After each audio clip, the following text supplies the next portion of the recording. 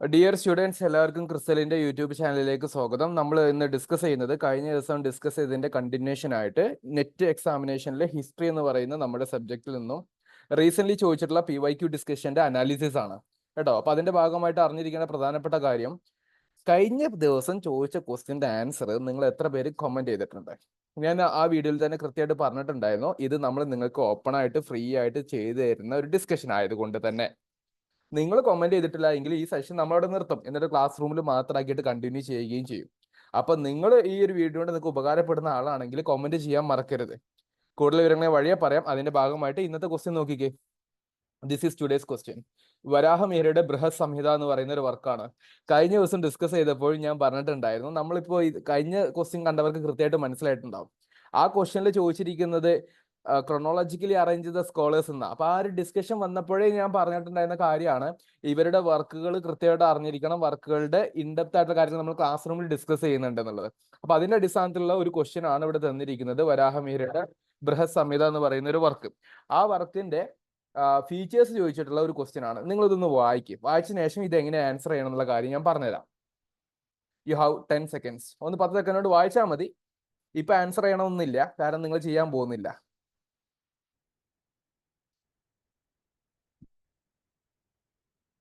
പെട്ടെന്ന് വായിക്കും.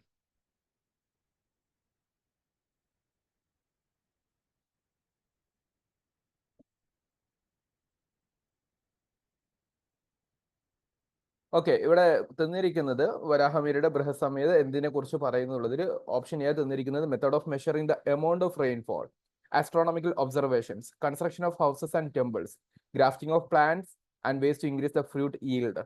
ഇത് തന്നിട്ട് ഇതിൽ കറക്റ്റ് ഓപ്ഷൻസ് ചോദിക്കാൻ വേണ്ടി 4 ഓപ്ഷൻസ് നിങ്ങൾക്ക് കൃത്യമായിട്ട് തന്നിട്ടുണ്ട്.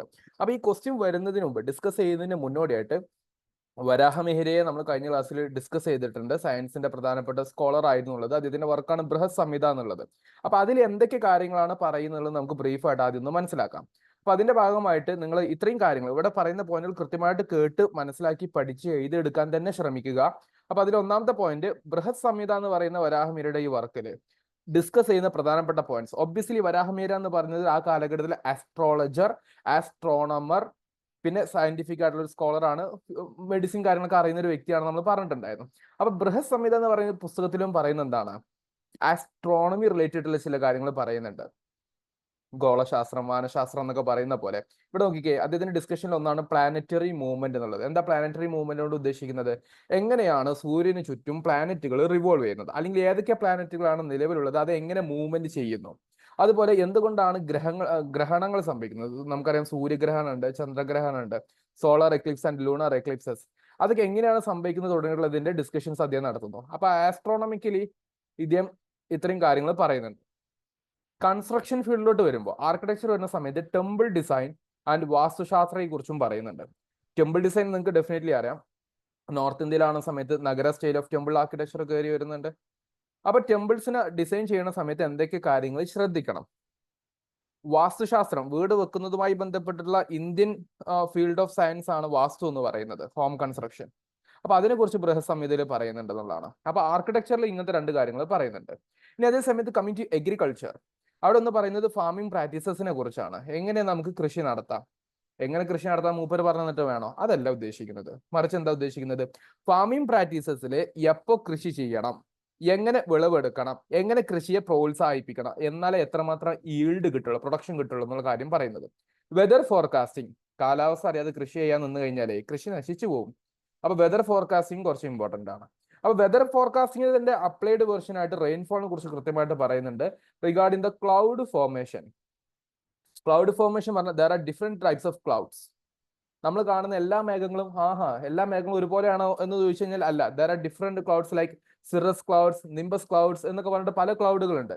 അപ്പൊ ചില ക്ലൗഡുകൾ കൃത്യമായിട്ടുള്ള ഫോർമേഷൻ സംഭവിക്കുമ്പോൾ മാത്രമാണ് പ്രസിപ്പിറ്റേഷൻ എന്ന് പറയുന്ന മഴ പെയ്യുന്നതുമായി ബന്ധപ്പെട്ടുള്ള ഫോർമേഷൻ നടക്കുകയുള്ളൂ. അപ്പൊ ക്ലൗഡ് ഫോർമേഷൻ എന്ന് പറയുന്ന ഒരു സംഗതിയെ കുറിച്ച് അദ്ദേഹം ഡിസ്കസ് ചെയ്യുന്നുണ്ട്. വെതർ ഫോർകാസ്റ്റിംഗ് വീണ്ടും അതിനെ അസോസിയേറ്റ് ചെയ്തിട്ട് പറയുന്നുണ്ട്. പ്രസിപ്പിറ്റേഷൻ, റെയിൻഫോളുമായി ബന്ധപ്പെട്ടുള്ള കാര്യങ്ങൾ. Now coming to medicine and alchemy, another topic ആണ്. മെഡിസിന്റെ ഫീൽഡിൽ അദ്ദേഹം കുറച്ച് കാര്യങ്ങൾ പറയുന്നുണ്ട്. കാരണം ഞാൻ പറഞ്ഞില്ലേ, ആ കാലഘട്ടത്തിലെ സയൻസ് എന്ന് പറയുന്നത് വെറും ആസ്ട്രോണമിയിലോ ആസ്ട്രോളജിയിലോ ഒതുങ്ങുന്നതല്ല. ഇവർക്ക് എല്ലാവർക്കും മെഡിസിനുമായി ബന്ധപ്പെട്ട എന്തെങ്കിലും കഴിവുകൾ ഉണ്ടായിരിക്കും. Then alchemy, you know that that is something mixing of the chemical things. അങ്ങനത്തെ കുറച്ച് കാര്യങ്ങളൊക്കെ കഴിവുണ്ടായിരുന്ന വ്യക്തിയാണ് ആര്, വരാഹമിഹിരയും. അതൊക്കെ അദ്ദേഹത്തിന്റെ ബൃഹസംഹിത എന്ന് പറയുന്ന ഗ്രന്ഥത്തിൽ അറിയപ്പെടുകയും ചെയ്യുന്നുണ്ട്.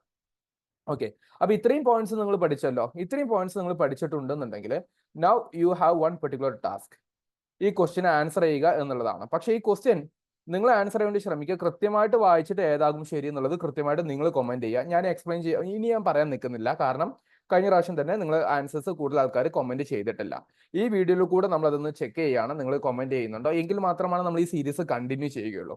ആ കാര്യം കൃത്യമായിട്ടൊന്ന് മനസ്സിലാക്കിയിട്ട് ഇതിന്റെ ആൻസർ നിങ്ങൾ കമന്റ് ചെയ്യാൻ വേണ്ടി ശ്രമിക്കുക. കൂട്ടത്തിൽ ഒരു കാര്യം കൂടെ, ഇവിടെ വന്നിരിക്കുന്ന ടൈപ്പ് ഓഫ് ക്വസ്റ്റ്യൻ കൂടെ മനസ്സിലാക്കി വെക്കണം. നമ്മുടെ വീഡിയോ ഡിസ്കഷൻ അങ്ങനെ ഒരു പ്രത്യേകത കൂടെ ഉണ്ടല്ലോ. വരാഹമിഹിരയുടെ ബൃഹസംഹിത ചോദിച്ചിട്ടുണ്ടെങ്കിൽ നാളെ നിങ്ങളോട് ചോദിക്കാൻ വേണ്ടി പോകുന്നത് ആര്യഭട്ടന്റെ ആര്യഭട്ടീയത്തെ കുറിച്ചാണ്, അല്ലെങ്കിൽ ആര്യഭട്ട സിദ്ധാന്തത്തെ കുറിച്ചാണ്. അപ്പൊ അങ്ങനത്തെ കുറച്ച് കാര്യങ്ങൾ വെച്ചിട്ട് നമുക്ക് പരീക്ഷയ്ക്ക് ഇമ്പോർട്ടന്റ് ആണ്. അങ്ങനത്തെ കാര്യങ്ങൾ കുറച്ച് ക്ലാസ്സിലൂടെ നമ്മൾ ഡിസ്കസ് ചെയ്തിട്ടുണ്ടായിരുന്നു. അപ്പൊ ഇങ്ങനത്തെ ക്വസ്റ്റ്യൻസ് ഭാവിയിൽ നിങ്ങൾക്ക് പ്രതീക്ഷിക്കാം എന്നുള്ള കാര്യം കൂടി ഒന്ന് മനസ്സിലാക്കി വെക്കുക. Now the high time to respond with your answers. നിങ്ങൾക്ക് ലൈവ് ചാറ്റ് ഉപയോഗിച്ചിട്ട് ആൻസർ ചെയ്യാം, അല്ലെങ്കിൽ കമന്റ് സെക്ഷനിൽ നേരിട്ട് ആൻസർ ചെയ്യാം. എന്തായാലും നിങ്ങൾ നിങ്ങളുടെ ആൻസർ ഒന്ന് കമന്റ് ചെയ്യും. കമന്റ് ചെയ്യുന്നതിനനുസരിച്ച് കൃത്യമായിട്ടുള്ള ഉത്തരങ്ങൾ നമുക്ക് പിന്നീട് ഡിസ്കസ് ചെയ്യുകയും ചെയ്യാം.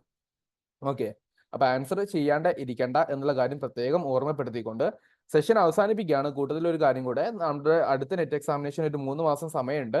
അപ്പോൾ പ്രിപ്പറേഷൻ ഉദ്ദേശിക്കുന്ന ആൾക്കാർക്ക് ക്രിസ്റ്റലിന്റെ മെന്റർഷിപ്പ് ബാച്ചുകളും ലൈവ് ബാച്ചുകളൊക്കെ അവൈലബിൾ തന്നെയാണ്. അപ്പോൾ കൃത്യമായിട്ട് താല്പര്യമുള്ള ആൾക്കാർ ലേറ്റ് ആക്കാതെ പഠിച്ചു തുടങ്ങുക. റിസൾട്ട് വരട്ടെ എന്ന് വിചാരിച്ചിരിക്കുന്നേക്കാൾ നല്ലത് നിങ്ങൾ കഴിഞ്ഞ റിസൾട്ടിന്റെ വീഡിയോ നോക്കിയതിന്റെ അടിസ്ഥാനത്തിൽ നിങ്ങൾ ഇത് ക്ലിയർ ചെയ്യാൻ സാധ്യത ഉണ്ടോ ഇല്ല എന്നുള്ളത് നിങ്ങൾക്ക് തിരിച്ചറിവുണ്ടാവില്ലേ നിങ്ങളുടെ മാർക്ക് വെച്ചിട്ട്. അതനുസരിച്ചിട്ട് പ്രൊസീഡ് ചെയ്യാനും ശ്രമിക്കുക. So that's all for now. കൂടുതൽ വിവരങ്ങൾക്ക് ഓഫീസ് നമ്പറിൽ കോൺടാക്ട് ചെയ്താൽ മതി. Thank you guys.